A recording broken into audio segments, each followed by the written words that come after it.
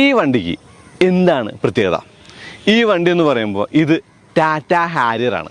ടാറ്റ ഹാരിയറിൻ്റെ 2023 വന്ന പുതിയ face lift. അപ്പോൾ ശരിക്കും 2019 വന്നിട്ട് 2020 ഒരു ചെറിയ ഫേസ് ലിഫ്റ്റ് ഇടണുണ്ട്.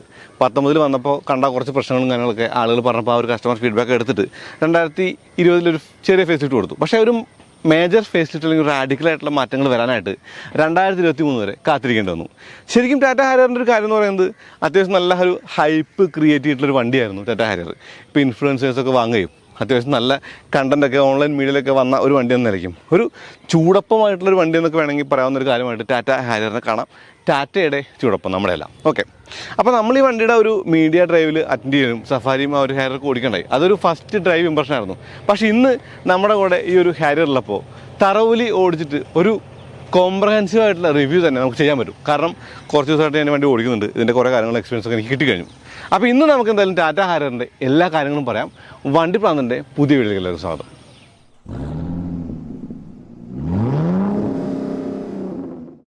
ടാറ്റ ഹാരിയറിന് അഡാസ് വന്നു എന്നുള്ളതാണ് ശരിക്കും മാരകമായിട്ടുള്ള മാറ്റം. ഓക്കെ, ഇടയ്ക്കൊരു വേള ഡാർക്കിന് അഡാസ് കൊണ്ടു നടന്നു. പക്ഷേ അതിന് അഡാപ്റ്റീവ് ക്രൂസ് കൺട്രോൾ ഉണ്ടായില്ല. പിന്നീട് 2023 അഡാപ്റ്റീവ് ക്രൂസ് കൺട്രോൾ കിട്ടി. അതിൻ്റെ ക്യാമറ നിങ്ങൾക്ക് ആ ഒരു ഗ്ലാസ്സിൽ കാണാം. വലിയ പനോരമിക് സൺറൂഫ് കിട്ടി. കൂടാതെ ആ ഒരു റൂഫ് റെയിൽസ് ഉണ്ട്. ഇനി ബോണറ്റിന് അവർ കാര്യമായിട്ടൊന്നും ചെയ്തിട്ടില്ല. പക്ഷേ ബമ്പറിൽ റാഡിക്കലായിട്ടുള്ള മാറ്റമുണ്ട്. ഈ റാഡിക്കൽ എന്ന് പറയുമ്പോൾ തീർത്തും ടാറ്റ മോട്ടോഴ്സിൻ്റെ വണ്ടികളുടെ എല്ലാ രൂപവും ഒന്നായിക്കൊണ്ടിരിക്കുകയാണ് സംശയമുണ്ട്. ആ ഒരു ഹെഡ് ലാമ്പിൻ്റെ പൊസിഷനും ആ ഒരു പ്രൊജക്ടർ ഹെഡ് ലാമ്പാണ്. താഴെ ചെറിയൊരു ഫോഗ് ലാമ്പും പിന്നെ ആ ഗ്രില്ല് കാണുന്ന ആ വരകളും ടാറ്റയുടെ ലോഗോയും ആ ഒരു കണക്ടറും എല്ലാം കൂടി ചേരുമ്പോൾ ശരിക്കും ഒരു പുതുമ കൊണ്ടുവരാൻ അവർ ശ്രമിച്ചിട്ടുണ്ട്. താഴെ ഏഡാം കാണാം. പിന്നെ അത്യാവശ്യം നല്ല ഗ്രൗണ്ട് ക്ലിയറൻസ് കൂടി വണ്ടിക്കുണ്ട്. ആ ഒരു സ്കിഡ് പ്ലേറ്റ് പോലുള്ള ഭാഗത്തിനുമുണ്ട് ആ വരകളും കുറികളൊക്കെ. ശരിക്കും ആ ഒരു വരകളും കുറികളൊക്കെ ഈ വണ്ടിക്ക് ഭംഗി കൊടുക്കുന്നുണ്ട് എന്നുള്ളതാണ്. സത്യത്തിൽ എനിക്ക് ഇഷ്ടപ്പെട്ട മുൻവശം എന്ന് പറയുന്നത് ആദ്യ മോഡൽ ഹാരിയറിൻ്റെ ആയിരുന്നു. പക്ഷേ ഈ ഒരു മാറ്റത്തെ നമുക്ക് നന്നായി തന്നെ കാണാം. അതായത് ഫ്രണ്ട് പാർക്കിംഗ് സെൻസർ പോലുള്ള 360 ക്യാമറ പോലുള്ള കാര്യങ്ങളൊക്കെ വെച്ചിട്ട് ഒരിത്തിരി പുതുമ നൽകാനായിട്ട് അല്ലെങ്കിൽ ഒരിത്തിരി കൂടി ഫ്യൂച്ചറിസ്റ്റിക് ആക്കാനായിട്ട് ഈ ഒരു ടാറ്റ ശ്രമിച്ചിട്ടുണ്ട് എന്നുള്ളതാണ് കേട്ടോ. ഈ ഹെഡ് ലാമ്പിൻ്റെ പ്ലേസ്മെൻറ്റ് നല്ലതാണ്. ഹെഡ് ലാമ്പിൻ്റെ വലുപ്പം ചെറുതാണെങ്കിലും നല്ല ലൈറ്ററും ഉണ്ട്. ഈ ക്രിസ്റ്റൽ പോലെ കൊടുത്ത ആ ഒരു ഫോഗ് ലാമ്പ് കൊള്ളാം. ഇവിടെ ഒരു എയർ കട്ടൻ പോലുള്ള ഭാവവും ആ ഒരു പിന്നുകളൊക്കെ തന്നെ ഭംഗിയുണ്ട്. പിന്നെ ശരിക്കും പറഞ്ഞു കഴിഞ്ഞാൽ എനിക്ക് ഈ ഒരു വണ്ടിയുടെ അഡാസ് ലെവൽ 2 എന്ന് പറയുന്ന കാര്യമുള്ളൂ. എന്ന് വെച്ചാൽ ആ ഒരു ഫോർവേഡ് കൊളീഷൻ വാണിങ്, ആ ഒരു ഓട്ടോ എമർജൻസി ഫോർവേഡ് കൊളീഷൻ വാണെങ്കിൽ ഒരു ഓട്ടോ ബ്രേക്ക് പോലുള്ള കാര്യങ്ങളുണ്ട്. മീഡിയം ലോ ഹൈ എന്നുള്ള ഒരു കാര്യങ്ങൾ സെറ്റ് ചെയ്യാൻ പറ്റും. അഡാപ്റ്റീവ് ക്രൂസ് കൺട്രോൾ എന്ന് പറയുന്ന ഒരു സംഗതിക്ക് മുന്നിലെ വണ്ടികളുമായിട്ട് അകലം പാലിച്ചുകൊണ്ട് നമുക്ക് എത്ര വണ്ടികളുണ്ടെന്നുള്ള കാര്യങ്ങൾ സെറ്റ് ചെയ്യാനുള്ള ആ ഒരു ഓപ്ഷനൊക്കെ കൊടുത്ത് നന്നായി തോന്നി. വശങ്ങളിൽ കാര്യമായിട്ട് മാറ്റമൊന്നും പറയാനില്ല. ആകെ പറയാനുള്ളത് വീലാണ്. ഈ വീലിൻ്റെ ഡിസൈനുകളിൽ ഇതിപ്പോൾ നെക്സോൺ ആണെങ്കിലും അല്ലെങ്കിൽ സഫാരി ആണെങ്കിലും ഹാരിയർ ആണെങ്കിലും ആ ഒരു എയറോ ഡിസൈൻ പോലുള്ള ആ ഒരു എലമെൻറ്റുകളൊക്കെ കൊടുത്തിട്ട് ഒരു വൈ ഷേപ്പിലുള്ള ഒരു സ്പോക്കുകളുള്ള അലോയിലാക്കിയിട്ടുണ്ട്. മുന്നിലും ഡിസ്ക് ബ്രേക്കോ എന്നുള്ള കാര്യമുണ്ട്. കൂടാതെ ഹാരിയർ എന്നുള്ള ആ ഒരു ബാഡ്ജിങ് മാറിയിട്ടില്ല. ഇപ്പോൾ ഡോറിലാണെങ്കിൽ ആ ഒരു 2 ഹാൻഡിലുകളിലും റിക്കർ സെൻസർ ഉണ്ട്. 360 ക്യാമറ നിങ്ങൾക്ക് ആ ഒരു ഗ്ലാസ്സിൽ കാണാം അല്ലെങ്കിൽ ആ ഒരു മിററിൽ കാണാം. ഇതൊക്കെയാണ് പറയാനുള്ളൂ വശങ്ങളിൽ. അല്ലെങ്കിൽ വശങ്ങളിൽ വലിയ മാറ്റം കാര്യമായിട്ട് അവകാശപ്പെടാൻ ഹാരിയറിനില്ല. ഈ അലോയിലിൻ്റെ സ്പോക്കിൻ്റെ കാര്യം ഞാൻ പറഞ്ഞല്ലോ, വൈ സ്പോക്കാണെന്നുള്ളത്. ഈ സ്പോക്കുകൾ ഉണ്ടാക്കിയതിന് ശേഷം ഓക്കെ ഇതിനധികം ബലമില്ലേ എന്നാൽ ഒരു കണക്ടർ കൂടി കൊടുക്കാവുന്ന നിലയ്ക്ക് ഒരു കണക്ഷൻ കൂടി ഈ സ്പോക്കുകളെ തമ്മിൽ ബന്ധിപ്പിച്ച് കൊടുത്തിട്ടുണ്ട്. ഓക്കെ, ഒരു ഹെക്സഗോണൽ പാറ്റേൺ ആണ് അവർ ഉദ്ദേശിച്ചുള്ളത്. കൂടാതെ ക്ലാഡിങ് എല്ലാം തന്നെ അപ്പുറം കൊടുത്തിട്ടുണ്ട്. അത് മാറ്റുന്നില്ല. ഇനി ഈ ടെയിൽ ലാമ്പിലാണ് വലിയ മാറ്റം പിന്നിലോ എന്നുള്ളത്. ഈ ടെയിൽ ലാമ്പ് ഇപ്പോൾ കണക്റ്റഡാണ്. ഈ കണക്റ്റഡ് ലാമ്പ് ഒരിത്തിരി കൂടി ആ ഒരു ഷേപ്പൊക്കെ മാറ്റി വൃത്തിയാക്കാൻ അല്ലെങ്കിൽ ഭംഗിയാക്കാനായിട്ട് ആരോട് ശ്രമിച്ചിട്ടുണ്ടെങ്കിൽ ഈ ലൈറ്റ് ഇഷ്ടപ്പെട്ടു. കൂടാതെ ബമ്പറിലൊരു കട്ടിങ് എല്ലാം കൊടുത്തിട്ട് അവിടെ റിഫ്ലക്ടറൊക്കെ വെച്ചിട്ട് ഈ ഒരു ബമ്പറിൻ്റെ വലിപ്പം ഒരു മോണോട്ടോൺ ആയിട്ടുള്ളൊരു വലിയ ബമ്പർ, ബൾക്കി ബമ്പർ എന്നുള്ള ഫീൽ കുറയ്ക്കാൻ സഹായിച്ചു. ആ ഒരു ലൈനുകളുള്ള സ്കിഡ് പ്ലേറ്റ് പോലുള്ള ഭാഗത്തും പാർക്കിംഗ് സെൻസറൊക്കെയുള്ള ആ ഒരു കട്ടിങ് എല്ലാം തന്നെ വണ്ടിയുടെ ആ ഒരു അളവുകളുടെ കാര്യമായിട്ട് കാണാം. പിന്നെ ഹാരിയർ എന്നുള്ള ബാഡ്ജിങ് മാത്രമേ ഉള്ളൂ. എക്ക് ആ ഒരു കണക്ഷൻ ഇല്ലാത്ത ആ ഒരു എയോട് കൂടിയ HARRIER എന്നുള്ള ഹാരിയർ എന്നുള്ള ലെറ്ററിങ് ഉണ്ട്. ഇനി ക്യാമറ കാണാം. പിന്നെ ആ ഒരു ഫാമിലിയൊക്കെ പ്രവർത്തനമുണ്ട്. ആ ഒരു സിംഹവും ഫാമിലി പ്രവർത്തനമുണ്ട്, മാറ്റമില്ല. ഷാർക്ക് ഫിൻ തന്നെ കാണാം. ആ ഒരു വൈപ്പറും ഡിഫോറൊക്കെ തന്നെയും സ്വാഭാവികമായിട്ട് വണ്ടിക്കുണ്ട്. പക്ഷേ ഒരു വലിയ മാറ്റം എന്ന് പറയുന്നത് ഈ ടെയിൽ ഗേറ്റ് പവേർഡായി എന്നുള്ളതാണ്. അതായത് ഒരു ചെറിയ പ്രസ്സിലൂടെ നമുക്കിതങ്ങ് തുറക്കാൻ പറ്റുമെന്നുള്ളത് ഒരു വലിയ കാര്യമായിട്ട് കാണാം. കാരണം വലിയ ഒരു ബുദ്ധിമുട്ടില്ലാണ്ട് എടുത്ത് ലോഡ് ചെയ്ത് വെക്കാനൊക്കെ ഈ പൊസിഷൻ ഇപ്പോൾ ഞാൻ സെറ്റ് വെച്ചാണ്. ഞാൻ കുറച്ചും കൂടി മാറ്റി വെക്കണം. അപ്പോൾ ഈ ഒരു ഉയരത്തിൽ അടുത്ത തവണ തുറക്കും. ഇനി വലിയ ഒരു സ്റ്റോറേജ് സ്പേസ് ഒക്കെ തന്നെ അങ്ങനെ തന്നെ നിൽക്കുകയാണെങ്കിലും കാര്യങ്ങളൊന്നും മാറ്റില്ല. ഇവിടെ ഒരു ഹുക്ക് കൊടുത്തിട്ടുണ്ട്. ആ ഹുക്ക് എന്ന് പറയുന്നത് നമ്മൾ കണ്ടിട്ടുണ്ട് ഓൾറെഡി. പിന്നെ അവിടെ ഇവിടെയൊക്കെ സീറ്റിൻ്റെ ഒരു ക്ലാമ്പ് വെക്കുന്ന ആ ഒരു സംഗതി നിലയ്ക്ക് കുറേ എലമെൻറ്റുകൾ കണ്ടു. എനിക്ക് തോന്നുന്നു 7 സീറ്റർ അല്ലെങ്കിൽ 6 സീറ്റർ എന്നുള്ള ഓപ്ഷന് ഹാരിയർ വളരെ ഈസിയാണ്. കാരണം സഫാരി ഓൾറെഡി ആ കാര്യങ്ങളൊക്കെ കൊടുക്കുന്നൊരു വണ്ടിയാണ്. ഇനി ഫുഡ് വേവ് ചെയ്താൽ തുറക്കുന്ന ആ ഒരു ഫംഗ്ഷൻ കൂടി ഒരു ഡോറ് നമ്മൾ കണ്ടിട്ടുണ്ട്. ഹാരിയറിനകത്തുമുണ്ട് മാറ്റങ്ങൾ. അകത്തെ മാറ്റങ്ങൾ എന്ന് പറയുന്നത് ഡാഷ്ബോർഡ് കംപ്ലീറ്റ്ലി മാറി എന്നുള്ളതാണ്. ഡാഷ്ബോർഡ് കംപ്ലീറ്റ്ലി മാറി എന്ന് പറയുമ്പോൾ ശരിക്കും സ്റ്റിയറിംഗിൽ നിന്ന് തുടങ്ങണം. സ്റ്റിയറിംഗും ഡാഷ്ബോർഡും സെൻട്രൽ കൺസോളും ഒക്കെ മാറി. സീറ്റ് ഇപ്പോൾ പവേർഡാണ്, വിത്ത് മെമ്മറി സീറ്റ്സ് ആണ്. കൂടാതെ ഇവിടെ വെന്റിലേഷൻ ഫംഗ്ഷൻ ഉണ്ട്, സീറ്റിൻ്റെ ഒരു അപ്പോസിറ്റൊക്കെ കൊള്ളാം. ഇത് ഡാർക്ക് വേർഷൻ ആയതുകൊണ്ട് തന്നെ ഈ ഒരു ഡാർക്ക് എന്നുള്ള ഒരു കാര്യങ്ങൾ ഡോറിലൊക്കെ കാണുന്നുണ്ട്. ഈ വണ്ടി ഡാർക്ക് എഡീഷനാണ്, അതുകൊണ്ട് തന്നെ ഡാർക്കിൻ്റെ എലമെൻറ്റുകളുണ്ട്. ഈ ഡാർക്കിൻ്റെ എലമെൻ്റ് എന്ന് പറയുമ്പോൾ ശരിക്കും ഡോർ പാഡിൽ കാണുന്ന ആരോസും അല്ലെങ്കിൽ ആ ഒരു ഡാഷ്ബോർഡിൽ മൊത്തത്തിലുള്ള ഡിസൈൻ എലമെൻറ്റുകളും ഒക്കെ തന്നെ അങ്ങനെ പറയാം. ഇപ്പോൾ സ്റ്റിയറിംഗ് ആ ഒരു 4 സ്പോക്ക് സ്റ്റിയറിംഗ് ആണ്. 4 സ്പോക്ക് സ്റ്റിയറിംഗ് എന്ന് പറയുമ്പോൾ നെക്സോണിൻ്റെ പോലെ 2 സ്പോക്ക് അല്ല. അതിൻ്റെ നടുവിലായിട്ട് ടാറ്റയുടെ ലോഗോയുണ്ട്. ഇനി സ്റ്റാർട്ട് സ്റ്റോപ്പ് ബട്ടൺ ഇവിടെ കാണാം. ഇനി സീറ്റിൻ്റെ ഒരു കാര്യം പറയുകയാണെങ്കിലും ഈ സീറ്റിൻ്റെ ആ ഒരു അപ്പോൾസ്റ്ററി എന്നൊക്കെ പറയുന്ന ആ ഒരു കാര്യങ്ങളും കളറും ഒക്കെ തന്നെയും കണ്ടോ. ഇവിടെ ആ ഒരു വെന്റിലേറ്റർ സീറ്റിൻ്റെ ഫംഗ്ഷനുള്ള ആ ഒരു ഓട്ടകൾ കാണാം, അല്ലെങ്കിൽ ഊട്ടകൾ കാണാമെന്ന് പറയാം. ഈ വണ്ടിക്ക് മെമ്മറി ഫംഗ്ഷൻ ഉണ്ട്, അതുകൊണ്ട് തന്നെ ആ ഒരു മെമ്മറി സീറ്റിൻ്റെ സ്വിച്ചുകളും വെന്റിലേറ്റർ സീറ്റിൻ്റെ സ്വിച്ച് നോക്കി ഒരു സീറ്റിൽ കാണാം കേട്ടോ. സംഭവം ഈ സ്റ്റിയറിംഗ് കാണാൻ ഭംഗിയുണ്ട്. സ്റ്റിയറിംഗ് യൂസ് ചെയ്യാൻ ആ ഒരു സ്വിച്ചുകളുമായിട്ടുള്ള ഇൻ്റർഫറൻസ് വരുന്നത് ഞാൻ ഡ്രൈവിൽ പറഞ്ഞായിരുന്നു. പക്ഷേ എനിക്കിതിൻ്റെ ആ ഒരു ലുക്ക് കണ്ട് ഇഷ്ടപ്പെട്ടു. സ്റ്റിച്ചിങ് എല്ലാം നല്ലതാണ്. ഈ കീയുടെ ഹോള് അടച്ചിട്ട് ഒരു അരോചകമായി തോന്നി, കാരണം ഈ മാറ്റങ്ങൾ വരുത്തിയപ്പോൾ അങ്ങനെ ആ ഒരു മാറ്റം കൂടി വരുത്തായിരുന്നു. ഈ സെൻട്രൽ കൺസോളിൽ ആംറസ്റ്റ്, കപ്പ് ഹോൾഡർ കാണാം. പുതിയ ആ ഒരു ഗിയർ ലിവർ കണ്ടോ. ഈ ഗിയർ ലിവറിൻ്റെ മുന്നിൽ ട്രാക്ഷൻ ബേസ് ചെയ്തിട്ടുള്ള ആ ഒരു മോഡ് കൺട്രോൾ സ്വിച്ച് ഉണ്ട്. അത് പഴയ നെക്സോണിൻ്റെ ആ ഒരു ജുവൽ നോബാണ്, അല്ലെങ്കിൽ ജെവൽ നോബാണ്. ഇനി കപ്പ് ഹോൾഡർ വലുതാണ്. ഓട്ടോ ഹോൾഡർ അല്ലെങ്കിൽ ഇലക്ട്രിക് പാർക്ക് ബ്രേക്ക് കൂടി ഈ ഒരു വണ്ടിയിലുണ്ട് എന്നുള്ളതാണ് കേട്ടോ. ടാറ്റ ഹാരിയറിൻ്റെ ഈ ഒരു ഡാർക്ക് എഡിഷൻ 2023 മോഡൽ ഡാർക്ക് എഡിഷൻ്റെ ഈ ഒരു അകത്തിരിക്കുമ്പോൾ ശരിക്കും മാറ്റങ്ങളെക്കുറിച്ച് കൂടുതൽ പറയേണ്ട കാര്യങ്ങളുണ്ട്. മാറ്റങ്ങൾ എന്ന് പറയുന്നത് സ്റ്റിയറിംഗിൽ വന്ന മാറ്റം, ഈ ഒരു 4 സ്പോക്ക് സ്റ്റിയറിംഗ് എന്ന് പറയുന്നത്. ഇപ്പോൾ നമ്മൾ നെക്സോണിൽ കണ്ട 2 സ്പോക്കിൻ്റെ 4 സ്ട്രോക്ക് വേർഷൻ എന്ന് പറയാം. ഇവിടെ പ്ലാസ്റ്റിക്കിൻ്റെ ആ ഒരു ഫീലും കൂടെ, ഈ ഒരു പിയാനോ ബ്ലാക്ക് ഫിനിഷും ഈ സ്റ്റിച്ചിങ്ങും എല്ലാം ഒരു ഇത്തിരി പ്രീമിയം ഫീലിലേക്ക് എത്തിയിട്ടുള്ളതാണ്. സ്റ്റിൽ അവിടെ ചെറിയ ലൂസ് എഡ്ജസ് ഉണ്ട്, അതിനെക്കുറിച്ച് ഞാൻ കൂടുതൽ പറയുന്നില്ല. പിന്നെ ഡാഷ്ബോർഡിൻ്റെ പാറ്റേൺസ് ഒക്കെ നല്ലതാണ്. ആ ഒരു പാറ്റേൺസ് എന്ന് പറയുമ്പോൾ അഴകളവുകളുടെ ഒരു ഗാംഭീര്യം പോലെ തന്നെ ഇവിടെ ഇതിൻ്റെ ഒരു അതിപ്രസരം ഉണ്ടെന്നുള്ളതാണ്. മുകളിലെ ഒരു പ്ലാസ്റ്റിക് പീസ്, താഴെ കൊടുത്ത ഒരു പാറ്റേൺ, അതിന് താഴെ കൊടുത്ത പിയാനോ ബ്ലാക്ക്, അതിന് താഴെ കൊടുക്കുന്ന ആ ഒരു സ്ട്രിപ്പ്, പിന്നെ ആ ഒരു ലെതർ ഇൻസേർട്ട്, അങ്ങനെ കുറേയധികം കാര്യങ്ങൾ ഈ ഒരു വണ്ടിക്കകത്ത് ഉൾപ്പെടുത്താനായിട്ട് ശ്രമിച്ചിട്ടുണ്ട്. എനിക്ക് ഏറ്റവും ഇഷ്ടപ്പെട്ട 2 കാര്യങ്ങൾ എന്ന് പറയുന്നത് സ്ക്രീനും ക്ലസ്റ്ററുമാണ്. ടാറ്റ മോട്ടോഴ്സിൻ്റെ ആ ഒരു കണക്കിൽ പറഞ്ഞാൽ ഏറ്റവും മികച്ച 2 കാര്യങ്ങളായിട്ട് ഇതിനെ കാണാം. സ്റ്റിൽ ലാഗും ഇടയ്ക്ക് കൺഫ്യൂഷൻ ആവുന്നൊക്കെ ഉണ്ട്, അതൊന്നുമല്ല ഞാൻ പറയുന്നത്. ഇതുവരെ വന്ന വണ്ടികളിൽ ഏറ്റവും മികച്ച സ്ക്രീനായിട്ട് ഈ സ്ക്രീനെ കാണാനാണ്. ഓക്കെ, ഇതിൻ്റെ വിശദമായിട്ടുള്ള കാര്യങ്ങൾ സഫാരി അല്ലെങ്കിൽ ഹാരിയറിൻ്റെ ആ റിവ്യൂ ഞാൻ പറഞ്ഞുകൊണ്ട് കൂടുതലൊന്നും പോകുന്നില്ല. പക്ഷേ എനിക്ക് ഡ്രൈവർ അസിസ്റ്റൻസിൻ്റെയും അല്ലെങ്കിൽ ആ ഒരു മാപ്പ് നാവിഗേഷനകത്ത് കാണുന്ന കാര്യമാണ്. ഓക്കെ, ഗൂഗിൾ മാപ്പ് കാണാൻ പറ്റില്ല, ഓക്കെ, പക്ഷേ ആപ്പിൾ ആണെങ്കിൽ നമുക്ക് ആപ്പിളിൻ്റെ മാപ്പും ആൻഡ്രോയിഡ് ആണെങ്കിൽ ഗൂഗിൾ മാപ്പും കാണാൻ പറ്റുന്ന ഗുണമുണ്ട്. പിന്നെ ആ ഒരു മീറ്റർ കയറി വരുമ്പോൾ, അതായത് സ്പീഡ് കൂടുമ്പോൾ സ്പീഡ് കാണിക്കുന്നതും കൂടാതെ ആ ഒരു RPM കൂടുമ്പോൾ RPM കാണിക്കുന്നതുമായിട്ടുള്ള ചെറിയ ഗിമ്മിക്കുകളും കാര്യങ്ങളൊക്കെ തന്നെ കാണാം.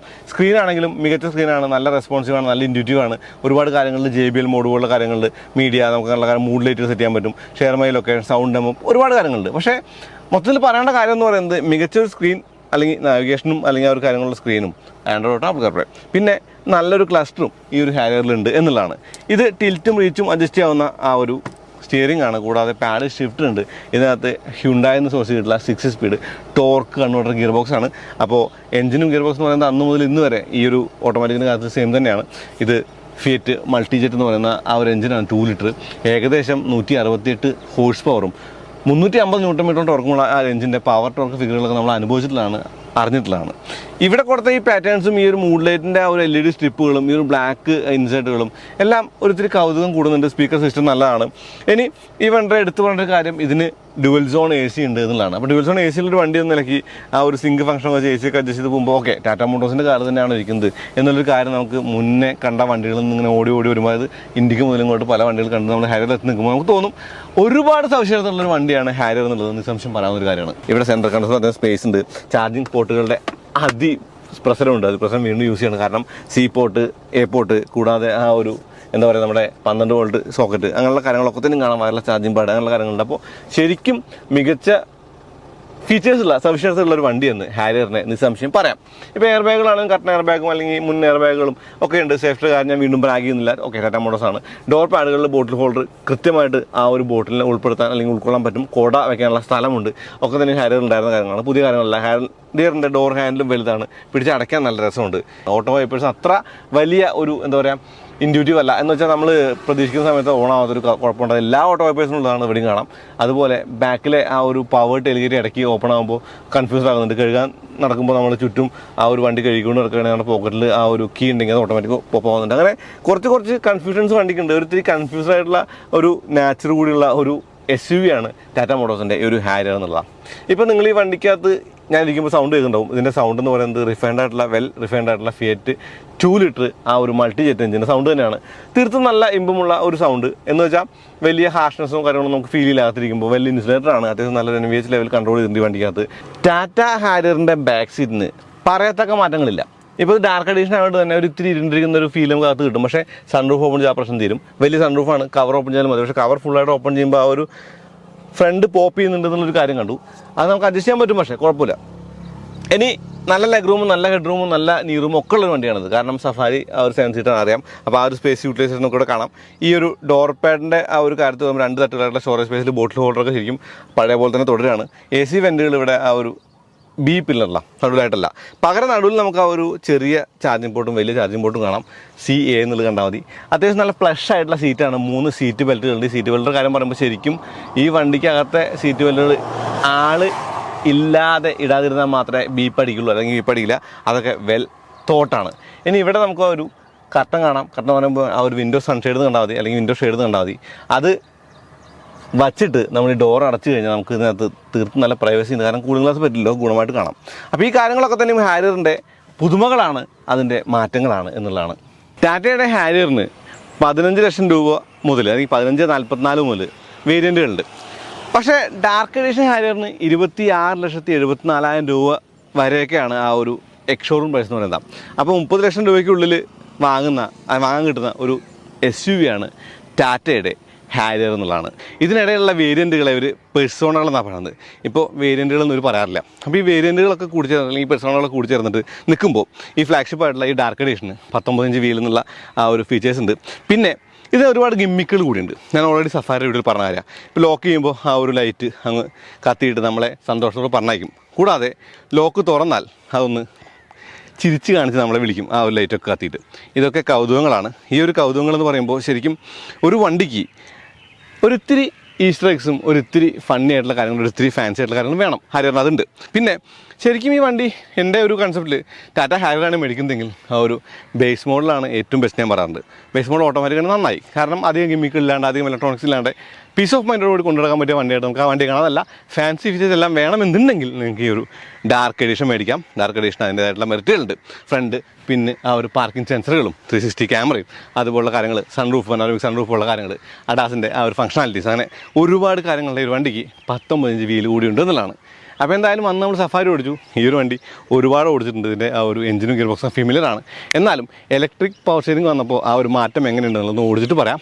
നമുക്ക് എന്തായാലും വണ്ടി എടുത്ത് ഓടിക്കാം, വാ. ടാറ്റ സഫാരി ഓടിച്ചപ്പോൾ ഞാൻ പറഞ്ഞ കാര്യമുണ്ട്. ശരിക്കും ഇതിൽ വന്ന ഏറ്റവും മികപ്പെരിയ മാറ്റം എന്ന് പറയുന്നത് സ്റ്റിയറിംഗാണ്. ഈ സ്റ്റിയറിങ്ങിന് ശരിക്കും പറഞ്ഞാൽ ആ ഒരു 100 കിലോമീറ്റേഴ്സ് എബോ ഓടിക്കുമ്പോൾ ഹൈഡ്രോളിക് സ്റ്റിയറിംഗ് ആകുമ്പോൾ ഒരു നെർവസ്നെസ് ഫീൽ ചെയ്യായിരുന്നു, ഒരു കോൺഫിഡൻസ് ഇല്ലാതെ ഉണ്ടായിരുന്നു. അത് മാറി. അത്യാവശ്യം വെയിറ്റ് ഒക്കെ വയ്ക്കുന്നുണ്ട് വണ്ടിയുടെ സ്റ്റിയറിംഗ്. പിന്നെ ഇപ്പോൾ ഇലക്ട്രിക് ആയതുകൊണ്ട് തന്നെ ഇവർക്ക് ഡ്രൈവിംഗ് മോഡുകളുമായിട്ട് കണക്ട് ചെയ്യാൻ ഓപ്ഷനൊക്കെ ഉണ്ട്. ഇത് കണക്ട് ചെയ്യണമെന്നില്ല. അതായത് സ്പോർട്സ് മോഡ് ആക്കുമ്പോഴും നമുക്ക് വലിയ വ്യത്യാസമൊന്നും ഫീൽ ചെയ്യില്ല. ആ ഒരു ഫീൽ എപ്പോഴുള്ള ഫീലാണ്. സിറ്റിക്ക് ഭയങ്കര യൂസ്. സിറ്റി ഡ്രൈവിന് ഏറ്റവും ഈസി ആയിട്ട് യൂസ് ചെയ്യാൻ പറ്റും വണ്ടി. ഈ വലിയ പെരുത്ത വണ്ടി നമുക്ക് കൊണ്ടുപോയി പാർക്ക് ചെയ്യാൻ അല്ലെങ്കിൽ എടുത്ത് ഓടിക്കാനൊന്നും ഒരു ബുദ്ധിമുട്ടില്ല. അതിന് സ്റ്റിയറിങ്ങിന് ഒരു നന്ദി പറയുന്നത് വേണം. പിന്നെ അഡാസ് ഫംഗ്ഷനാലിറ്റിയെ കുറിച്ച് 2 വാക്ക് പറയണം. ഒന്നെന്ന് പറയുന്നത് ഇതിൻ്റെ ഫോർവേഡ് കൊളീഷൻ അസിസ്റ്റൻസ്. എന്ന് വെച്ചാൽ ഈ വണ്ടിക്ക് മുമ്പിലത്തെ വണ്ടി ബ്രേക്ക് ചവിട്ടിയാൽ നമ്മുടെ വണ്ടി ഇടിക്കാതെ സ്റ്റോപ്പ് ചെയ്യുന്ന പരിപാടി, അല്ലെങ്കിൽ ആരെങ്കിലും ചാടി കഴിഞ്ഞാൽ ഉള്ള പരിപാടി, അത് മീഡിയം ഹൈ, അല്ലെങ്കിൽ എന്താ പറയുക, മീഡിയം ഹൈ എന്നല്ല കേട്ടോ, മീഡിയം ക്യുക്ക് ലോ, അങ്ങനെ 3 ഓപ്ഷൻസ് ഉണ്ട്. ആ ഓപ്ഷൻസിൽ എനിക്ക് തോന്നുന്നു ആ മീഡിയം മാറ്റി ലോ ആക്കാനായിട്ട് ഞാൻ ശ്രമിച്ച് നടന്നില്ല. എന്തോ സെർവർ എറർന്നോ എന്തോ സിസ്റ്റം എറർന്നോ കാണിച്ചു. പക്ഷേ മീഡിയം ആയിട്ട് കൂടി വണ്ടി മുന്നിലൊരു വണ്ടി വരുമ്പോൾ അറിയാത്ത അവസ്ഥ ചിലപ്പോഴൊക്കെ ഉണ്ട്. അത് ഈ സ്ക്രീനിൻ്റെ ഒരു എന്താ പറയുക, ആ ഒരു ലാഗിൻ്റെ മുകളിൽ കണക്ട് ചെയ്ത് പറയേണ്ട കാര്യമാണ്. ഒരുപാട് ലാഗില്ല കേട്ടോ. അപ്പോൾ നെക്സോണായിട്ട് കമ്പയർ ചെയ്യുമ്പോൾ, അല്ലെങ്കിൽ മറ്റുള്ള വണ്ടികളായിട്ട് കമ്പയർ ചെയ്യുമ്പോൾ, ടാറ്റ വണ്ടികൾ കമ്പയർ ചെയ്യുമ്പോൾ ഇത് കട്ടിങ് എഡ്ജ് എന്നൊക്കെ പറയാം. അതന്നെ അങ്ങനെ തന്നെ പറയാൻ പറ്റും. ഇപ്പോൾ XUV 700 ആയിട്ട് കമ്പയർ ചെയ്താൽ പോലും ഈ സ്ക്രീൻ എന്ന് പറയുന്നത് കട്ടിങ് എഡ്ജാണ്. പക്ഷേ വണ്ടിയുടേതായിട്ടുള്ള കുറച്ചൊരു കാര്യങ്ങൾ വരുമ്പോഴാണ് ഞാൻ ഈ പറഞ്ഞ അഡാസിൻ്റെ ഒരു ചവിട്ടി അറിയാത്ത കാര്യങ്ങൾ അത് പലപ്പോഴും അല്ല സംഭവിക്കുന്നത്. ഇപ്പോൾ ഏറ്റവും പ്രശ്നം അഡാപ്റ്റീവ് ക്രൂസ് കൺട്രോളിൽ ആ ഒരു ഗ്യാപ്പ് ഇടുമ്പോൾ ബൈക്കുകൾക്ക് വണ്ടി അധികം വലിയ പരിഗണന കൊടുക്കുന്നില്ല എന്നൊരു കാര്യമുണ്ട്. അതായത് ഹാരിയർ ബൈക്കുകളുടെ കാര്യമായിട്ട് മൈൻഡ് ചെയ്യുന്നില്ല, ബൈക്കുകൾ നടുവിലും മൈൻഡ് ചെയ്യും, സൈഡിൽ മൈൻഡ് ചെയ്യുന്നില്ല. ആ സമയം ഞാനിപ്പോൾ അടുത്തൊരു ഈ ഒരു അഡാസുള്ള വണ്ടി ഓടിച്ചപ്പോൾ എനിക്ക് ഏറ്റവും വലിയ പ്രശ്നം എന്ന് പറയുന്നത് ബൈക്കാരോ എങ്ങാനും പോയാലോ അല്ലെങ്കിൽ നടന്നു പോകുന്ന ആൾ കൈ വീശാലോ വണ്ടി പടയെന്ന് പറഞ്ഞ് നിൽക്കുന്നൊരവസ്ഥയായിരുന്നു. അത്രയ്ക്കില്ല. അപ്പോൾ ഇന്ത്യൻ റോഡുകൾക്ക് പറ്റിയ അഡാസാണ് ഈ ഒരു ഹാരിയറിലുള്ളത് നിസ്സംശയം പറയാം. എഞ്ചിനും ഗിയർ ബോക്സിനും കാര്യം പറയേണ്ട കാര്യമില്ല, കാരണം ഇതിനകത്ത് ഉള്ള എഞ്ചിനും ഗിയർ ബോക്സ് സുപരിചിതമാണ്. ജീപ്പ് അല്ലെങ്കിൽ ഫിയറ്റ് എന്ന് പറയുന്ന ആ ഒരു മൾട്ടിജെറ്റ് 2 ലിറ്റർ മൾട്ടിജെറ്റ് എഞ്ചിനാണ് ഇതിനകത്തുള്ളത്. കൂടാതെ ആ ഒരു ഹുണ്ടായുടെ 6 സ്പീഡ് ടോർക്ക് കൺട്രോൾ നമ്മൾ ഓടിക്കുന്നത് ഓട്ടോമാറ്റിക്കാണ്. അന്ന് ഓടിക്കുന്നത് മാനുവലായിരുന്നു. മാനുവൽ എന്ന് പറയുമ്പോൾ ഷിഫ്റ്റൊക്കെ ഒരിത്തിരി ബുദ്ധിമുട്ടാണ് ഞാൻ പറഞ്ഞു, ക്ലച്ചിൻ്റെ ഒരു യൂസ് കേസൊക്കെ കുറച്ച് കാര്യങ്ങളെന്ന് പറഞ്ഞു. പക്ഷേ ഓട്ടോമാറ്റിക്കായപ്പോൾ അതെല്ലാം മാറി. വളരെ ഈസി ആയിട്ട് ഓടിക്കാവുന്ന സുഖിമാനായിട്ട് കൊണ്ടുനടക്കാവുന്ന ഒരു വണ്ടിയായിട്ട് ടാറ്റ ഹാരിയർ ഈ ഒരു ഓട്ടോമാറ്റിക്കിൽ പറയാവുന്ന കാര്യമാണ്. അപ്പോൾ light steering, easy to drive, കൂടാതെ നമുക്കെല്ലാം കാണാവുന്ന ഒരു സീറ്റിംഗ് പോസ്റ്റർ, ഇത് മൂന്നും കൂടി ചേർന്നാണ് ഹാരിയറിൻ്റെ പോസിറ്റീവ്സ്. നെഗറ്റീവ്സ് ആയിട്ട് ഞാൻ പറഞ്ഞ ആ ഒരു ചെറിയ കാര്യങ്ങൾ, ഇപ്പോൾ അഡാസിൻ്റെ ആ ഒരു കാര്യങ്ങൾ നമ്മൾ ആശ്രയിക്കുമ്പോൾ ഒന്നുമില്ല, നമ്മളൊന്ന് ശ്രദ്ധിച്ചാൽ മതി. ഇടയ്ക്ക് വണ്ടി ഒന്ന് സപ്പോർട്ട് ചെയ്ത് കൊടുക്കുക, ബ്രേക്ക് ചെയ്യാനൊക്കെ, അത്ര വേണ്ടു, വേറെ ഒന്നും വേണ്ട. അപ്പോൾ അഡാസും ലൈൻ ചേഞ്ചൊക്കെ നന്നായിട്ട് വർക്ക് ചെയ്യുന്നുണ്ട്, ലൈൻ ചേഞ്ചൊക്കെ നമുക്ക് കീപ്പ് ചെയ്യാനൊക്കെ പറ്റുന്നുണ്ട്. അതൊക്കെ നല്ല കാര്യങ്ങളായിട്ട് കാണാം. ടിൽറ്റും റീച്ചും അഡ്ജസ്റ്റ് ചെയ്യാവുന്ന സ്റ്റിയറിംഗ് ആയതുകൊണ്ട് ഈ സീറ്റും ഈ സ്റ്റിയറിംഗ് കൂടി ചേരുമ്പോൾ നമുക്ക് ഇരിക്കുന്ന ഒരു പോസ്റ്റർ അല്ലെങ്കിൽ പോസ്റ്റർ നന്നായി തന്നെ പെട്ടെന്ന് കിട്ടും. നല്ല കംഫർട്ടബിൾ ആയിട്ട് വണ്ടി ഓടിക്കാവുന്ന ഒരു പോസ്റ്ററിൽ നമുക്ക് ഇരിക്കാം. എന്നിട്ട് ചുമ്മാ കുന്തളിപ്പ് കാണിച്ച് അങ്ങ് ഓടിച്ച് നടക്കുകയും ചെയ്യാം. അങ്ങനത്തെ ഒരു വണ്ടിയാണ് ഹാരിയർ. അപ്പോൾ സഫാരി അങ്ങനെ തന്നെയാണ്. ഹാരിയറിന് കുറച്ചും കൂടി ബെനിഫിറ്റുകളുണ്ട്. എനിക്ക് സഫാരിയേക്കാൾ കുറച്ചും കൂടി ഇഷ്ടം ഹാരിയറാണ്. അതിൻ്റെ ഒരു ഷേപ്പും കാര്യങ്ങളൊക്കെ ചോകുമ്പോഴേ ഹാരിയറിൻ്റെ ഒരു ഗുണങ്ങളാണ് നമ്മൾ പറഞ്ഞിരിക്കുന്നത്. സഫാരി നമ്മൾ വലിച്ചേക്കണ്ട, സ്റ്റിൽ XUV700 എന്ന് ഇതിനകത്തേക്ക് കൊണ്ടുവരേണ്ടതുണ്ട്. ഇതിൽ 5 സീറ്റുകളും അത്യാവശ്യം നന്നായിരിക്കാവുന്ന സീറ്റുകളാണ്. പ്രത്യേകിച്ച് മുൻ സീറ്റുകൾ നല്ല കംഫർട്ടബിളാണ്. Steering nice to hold, easy to use ആണ്. ഇപ്പോൾ ഒന്ന് സ്പീഡൊക്കെ പോകുമ്പോൾ നമുക്ക് ആ ഒരു എന്താ പറയുക വെയിറ്റൊക്കെ വയ്ക്കുന്നതുകൊണ്ട് ഹൈഡ്രോളിക് പവർ സ്റ്റിയറിംഗിൻ്റെ എല്ലാ പ്രശ്നങ്ങളും ഒഴിവാക്കി നല്ല സ്റ്റിയറിംഗ് എന്ന നിലയിലേക്ക് ഈ ഒരു ഇലക്ട്രിക് പവർ സ്റ്റിയറിംഗ് വന്നിട്ടുണ്ട്. പിന്നെ സ്വിച്ചുകളുടെ മുകളിൽ കൈകൊള്ളുന്ന കാര്യം ഞാൻ വീണ്ടും പറഞ്ഞില്ല, നെക്സോണിലും അതുപോലെ സഫാരിലൊക്കെ പറഞ്ഞ കാര്യമാണ്. മോഡുകളുണ്ട്. മോഡുകൾ എന്ന് പറയുമ്പോൾ ഇപ്പോൾ ഓഫ് റോഡ് മോഡുകൾ എന്ന് വേണമെങ്കിൽ പറയാവുന്ന മോഡുകളാണ്. നമുക്ക് ട്രാക്ഷൻ ബേസ് ചെയ്ത മോഡുകളാണ്. എല്ലാം മോഡുകളുണ്ടെന്ന് പറയാം. മെട്രോ റോഡിലും റഫ് റോഡിനൊക്കെ മോഡുകളുണ്ട്. Sport mode, eco mode, city മോഡുള്ള വണ്ടിയാണിത്. അപ്പോൾ ബേസിക്കലി വണ്ടി സിറ്റി മോഡിലാണ്. നമ്മൾ ഈക്കോ മോഡിലാക്കി ഓടിച്ചുള്ള ഗുണം എന്ന് പറയുന്നത് ഗിയർ ഷിഫ്റ്റ് കുറച്ചും കൂടി നേരത്തെ ആവുന്നുണ്ട്. അതുകൊണ്ട് ആ വണ്ടിയുടെ ആ ഒരു NVH ലെവൽ കുറച്ചുകൂടി കുറവ് ഫീൽ ചെയ്യും. നമുക്ക് കാര്യമായിട്ട് ആ വണ്ടി അങ്ങനെ മുരളുന്ന പോലെ തോന്നില്ല. ആ സമയം സിറ്റി മോഡിലോ സ്പോർട്ട് മോഡിലോ ആണെങ്കിൽ അത്യാവശ്യം RPM ഒക്കെ ഹോൾഡ് ചെയ്ത് പിടിച്ചാണ് ഷിഫ്റ്റ് ചെയ്യുന്നത്. അങ്ങനെ ഷിഫ്റ്റ് ചെയ്യുമ്പോൾ ശരിക്കും നമുക്ക് ആ ഒരു മുരൾച്ച ഫീൽ ചെയ്യും. അതായത് ഒരു ഇത്തിരി എഞ്ചിനോട്ട് അകത്തേക്ക് വരും, ഒരു റിഫൈൻമെൻറ്റിൻ്റെ ഒരു എന്താ പറയുക ആ ഒരു എക്സ്ട്രീം നമുക്ക് കിട്ടും. സീരിയസ്ലി നല്ല റിഫൈൻഡ് ആയിട്ടുള്ള ഒരു കാറാണ് ഹാരിയർ. എന്ന് വെച്ചാൽ ഡീസൽ എഞ്ചിനുള്ള ഒരു വണ്ടി വെച്ച് നോക്കിയാൽ 2 ലിറ്റർ ഡീസൽ എഞ്ചിൻ്റെ വണ്ടി വെച്ച് നോക്കിയാൽ ഇതിന് റിഫൈൻമെൻറ്റ് നല്ലതാണ്. NVH ലെവൽ എന്ന് പറയുന്നത് മികച്ചതായിട്ടുണ്ട് പഴയ ഹാരിയർ കമ്പയർ ചെയ്യുമ്പോൾ. ജീപ്പ് കോമ്പസിന് അല്ലെങ്കിൽ ഞങ്ങളുടെ വണ്ടിയൊക്കെ സെൽഫ് അടിക്കുമ്പോൾ ആ ഒരു ബെൻഡാക്സ് കയറി പിടിക്കുന്ന ആ ഒരു വൃത്തിയുടെ സൗണ്ട് അതൊന്നും ഈ ഒരു ഹാരിയറിനില്ല. ക്യുക്കാണ്, കാര്യങ്ങൾ ഒക്കെ കൊള്ളാം. പക്ഷേ മൊത്തത്തിലൊരു തണുപ്പൻ മട്ടാണ് പല കാര്യങ്ങളും. ഇപ്പോൾ ബൂട്ട് ഓപ്പൺ ചെയ്താൽ ഒരിത്തിരി സമയം എടുത്താണ് ഓപ്പൺ ആവുന്നത്. കൂടാതെ നമ്മളെന്തെങ്കിലും സംഭവം മാറ്റി കഴിഞ്ഞാൽ മീഡിയ സ്ക്രീനിൽ അല്ലെങ്കിൽ സ്ക്രീനിലല്ല ഈ ഒരു ക്ലസ്റ്ററിൽ മാറുന്നത് ഒരിത്തിരി സമയം എടുത്തിട്ടാണ്. അപ്പോൾ ഒരിത്തിരി സമയമെടുത്ത് ഒരിത്തിരി മടിയനായ ഒരു വണ്ടി എന്ന് കൂടി പറയാം ചില കാര്യങ്ങളിലൊക്കെ പോകുമ്പോൾ. പക്ഷേ ബാക്കിയുള്ള എല്ലാ കാര്യങ്ങളിലും രസകരമായിട്ട് ഓടിക്കാവുന്ന അത്യാവശ്യം ഫ്യൂലേഷനായിട്ട്, അത്യാവശ്യം ഫ്യൂലേഷൻ എന്ന് പറയുമ്പോൾ എനിക്ക് വണ്ടിക്ക് കാണിക്കുന്നത് 13.4 2 ലിറ്റർ ഡീസലാണ്. അപ്പോൾ നല്ല മൈലേജ് ഉണ്ട് തന്നെ പറയണം. കാരണം ഇന്നലെ ഞാൻ ഓടിച്ച് കൊണ്ടുപോയി XUV500 പഴയ 500 എനിക്ക് 9 കിലോമീറ്റർ ആയിട്ട്. അപ്പോൾ ഇത് വെച്ച് നോക്കുമ്പോൾ നല്ല മൈലേജാണ്. ആ ഒരു മൈലേജും ഈ ഒരു ഷിഫ്റ്റിങ്ങും എല്ലാം കൂടി ചേരുമ്പോൾ ഒരു മികച്ച ഓട്ടോമാറ്റിക് കാർ, ഒരു മികച്ച ടാറ്റയുടെ ഓട്ടോമാറ്റിക് SUV എന്ന് ഈ ഒരു ഹാരിയറിൻ്റെ ഡാർക്ക് എഡിഷന് പറയാം. 26,44,000 രൂപ എന്ന് പറഞ്ഞാൽ പ്രൈസ് വെച്ച് നോക്കുമ്പോൾ ഒരിത്തിരി കൂടുതലല്ലേ എന്ന് പറയുമ്പോൾ അതൊരിത്തിരി കൂടുതലല്ലേ നോക്കില്ലേ, അതൊരിത്തിരി കൂടുതലാണ്. പക്ഷേ എല്ലാ വണ്ടിക്കും വില കൂടി. അങ്ങനെ പറയുമ്പോൾ ഇതിൻ്റെ ഏറ്റവും ബേസ് മോഡൽ ഓട്ടോമാറ്റിക് ആയിരിക്കും ഏറ്റവും മേക്ക് സെൻസ്. എന്ന് വെച്ചാൽ ഹാരിയറിൻ്റെ എല്ലാവിധ ഗുണങ്ങളും ഈ സ്റ്റിയറിംഗ് തന്നെയാണ്. വീല് കുറച്ച് വലിപ്പം കുറവാണെങ്കിൽ ഫ്ലഷ് റൈഡാണ്. ഇതിൻ്റെ റൈഡ് കൊള്ളാം. പക്ഷേ ഞാൻ 18 ഇഞ്ചാണ് കുറച്ചും കൂടി നല്ലതെന്ന് തോന്നുന്നു റൈഡിൻ്റെ ഒരു കാര്യത്തിൽ. പക്ഷേ ആ ഒരു ബേസ് മോഡൽ നമ്മൾ വാങ്ങിക്കഴിഞ്ഞാൽ എനിക്ക് ബേസ് മോഡൽ എന്ന് പറഞ്ഞാൽ ബേസ് മോഡൽ ഓട്ടോമാറ്റിക്കാണ് കാണുന്നത്. ആ ഒരു മോഡലിൻ്റെ പ്രൈസിൽ വാല്യൂ ഫോർ മണി പ്രപ്പോസൽ ആയിട്ടുള്ള വണ്ടിയായിട്ട് കിട്ടും. പിന്നെ ഈ വക എല്ലാ കാര്യങ്ങളും ഉണ്ട്. അഡാസ് പോലുള്ള കാര്യങ്ങളൊന്നും ഇല്ലെങ്കിലും ഇപ്പോൾ സ്ക്രീനൊക്കെ ചെയ്ത സ്ക്രീനൊക്കെ ഉണ്ട്, അത്യാവശ്യം കാര്യങ്ങളൊക്കെ ഉണ്ട്. ഈ വണ്ടിയുടെ ഓടിക്കുന്ന സുഖം ആ വണ്ടി കിട്ടുമെന്നുള്ള ഗുണമുണ്ട്. അതുകൊണ്ട് തന്നെ എനിക്ക് തോന്നുന്നു വാല്യൂ ഫോർ മണി വണ്ടി നോക്കുകയാണെങ്കിൽ ഇതിൻ്റെ ബേസ് മോഡൽ ഓട്ടോമാറ്റിക് നല്ലൊരു ഓപ്ഷനാണ്. അതല്ല ഈ ഗിസ്മോസ് മുഴുവൻ വേണം, ഈ ഒരു മോഡൽ തന്നെ വാങ്ങേണ്ടി വരും. അതാണ് ഈ ഒരു വീഡിയോയുടെ രത്ന ചുരുക്കം എന്ന് പറയുന്നത്. അപ്പോൾ 4 വീല് ഡിസ്ക് ബ്രേക്കാണ്, ചവിട്ടിട്ട് നിൽക്കുന്നുണ്ട്. ബ്രേക്കിന് അത്ര വലിയ ഫീലൊന്നുമില്ല. പക്ഷേ ആ ഒരു ഫീൽ എന്ന് പറഞ്ഞാൽ കാര്യമായിട്ട് ഫീൽ പറയുമ്പോൾ പെട്ടെന്ന് ചവിട്ടുന്ന ഫീലില്ല. ബ്രേക്ക് അങ്ങേയറ്റത്താണ്, അത് സ്പോഞ്ചി ഫീൽ ആദ്യം തുടങ്ങിയിട്ട് പിന്നീടാണ് ബ്രേക്കിൻ്റെ ഒരു പ്രോഗ്രസീവ് ആണെന്ന് പറയാൻ വേണമെങ്കിൽ. അത് മാത്രമല്ല പാഡ് ഷിഫ്റ്റർ അത്യാവശ്യം എൻഗേജിങ് ആണ്, നമുക്ക് ഷിഫ്റ്റ് ചെയ്യാനൊക്കെ വളരെ എളുപ്പമാണ്. എന്ന് വെച്ചാൽ ചുമ്മാ ഷിഫ്റ്റ് ചെയ്യുമ്പോൾ ആ ഒരു സ്പോർട്സ് മോഡിലേക്ക് മാറുന്നുണ്ട് എന്നുള്ളതാണ് അതിൻ്റെ പ്രധാനമായ മാറ്റം. സ്പോർട്സ് മോഡിലേക്ക് മാറിയിട്ടാണ് ഷിഫ്റ്റ് ആവുന്നത്. അത് ഒരിത്തിരി ഫൺ ഫാക്ടർ ഉണ്ടാക്കും, ഗുണമുള്ള കാര്യമാണ്. അപ്പോൾ അഡാസ് ഫംഗ്ഷനാലിറ്റി വന്നുകൊണ്ട് അഡാപ്റ്റീവ് ക്രൂസ് കൺട്രോൾ യൂസ് ചെയ്യാം. പാഡ് ഷിഫ്റ്റ് ഉള്ളതുകൊണ്ട് സ്പോർട്ടിയായിട്ട് ഓടിക്കാം. ഇനി ഈക്കോ മോഡ് ഉള്ളതുകൊണ്ട് വലിയ പ്രശ്നമില്ലാണ്ട് നമുക്ക് വണ്ടി ഓടിച്ചുകൊണ്ട് നടക്കാം. അപ്പോൾ എല്ലാം കൂടി ചേരുമ്പോൾ ഒരു പാക്കേജ് എന്ന നിലയ്ക്ക് ഹാരിയർ ഒരു മികച്ച കാറായി മാറിയിട്ടുണ്ട്. 30 ലക്ഷം രൂപയ്ക്കുള്ളിൽ ഓൺ റോഡ് പ്രൈസ് കിട്ടുന്ന ഈ ഒരു മോഡലോ അതല്ലെങ്കിൽ ഇതിൻ്റെ ബേസ് മോഡലോ ഓട്ടോമാറ്റിക്കോ നിങ്ങൾക്ക് തിരഞ്ഞെടുക്കാൻ പറ്റും. അപ്പോൾ അത്രയേ ഉള്ളൂ. അടുത്ത വീണ്ടും വരാം. അതിലേക്ക് നന്ദി, നമസ്കാരം.